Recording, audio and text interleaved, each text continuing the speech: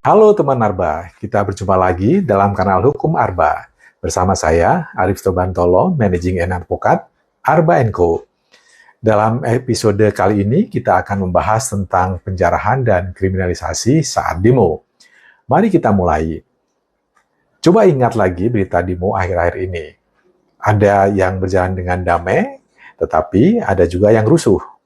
Sampai ada juga penjarahan dan pembakaran. Nah, banyak orang yang bingung sebenarnya mana yang masih disebut dengan demo dan mana yang sudah masuk ke dalam tindak pidana. Yuk, kita bahas secara kacamata hukum, biar lebih jelas dan objektif. Demo yang sah menurut hukum. Pertama-tama, perlu dipahami bahwa demo itu sah dan dilindungi oleh undang-undang. Pasal 28E Undang-Undang Dasar 1945 menjamin setiap orang berhak berkumpul dan menyampaikan pendapat.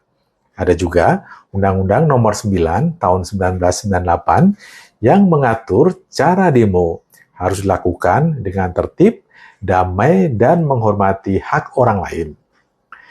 Selama syarat itu dipenuhi, demo adalah hak warga negara yang dijamin oleh konstitusi. Dari demo yang sah ke anarkis, tapi masalahnya muncul ketika demo berubah menjadi anarkis.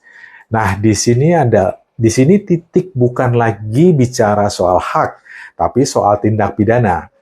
Contohnya, ada yang menjarah toko, ada yang merusak fasilitas umum, ada juga yang melakukan kekerasan atau pembakaran. Semua itu sudah masuk ke ranah pidana dan bisa dijerat oleh pasal-pasal di KUHP. Kemudian, pasal-pasal yang menjerat itu apa aja? Yuk kita lihat. Yang pertama, penjarahan. Dapat terkena pasal 363 KUHP, yakni pencurian dalam situasi kerusuhan, ancamannya sampai dengan 7 tahun penjara. Kemudian ada perusakan fasilitas umum, dapat terkena pasal 406 KUHP. Ancamannya adalah 2 tahun 8 bulan. Kalau dilakukan beramai-ramai, bisa kena pasal 170 KUHP dengan hukuman yang lebih berat. Kemudian ada pasal penganiayaan, ya ini dapat terkena pasal 351 KUHP, bisa dipidana sampai 5 tahun. Lebih berat kalau menyebabkan luka berat atau kematian. Kemudian pasal pembakaran, yaitu dapat terkena pasal 187 KUHP, ancamannya 12 tahun penjara, bahkan bisa seumur hidup kalau menimbulkan korban jiwa. Jadi, demo dapat dilindungi, tapi kriminalitas saat demo ada ancaman pidananya loh. Dan bagaimana sudut pandangan hukum? Negara punya 2 kewajiban utama. Yang pertama adalah melindungi hak masyarakat untuk demo damai.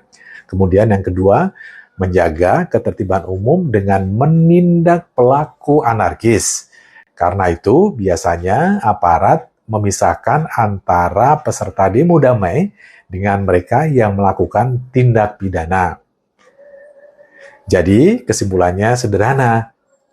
Demo damai sama dengan hak konstitusi.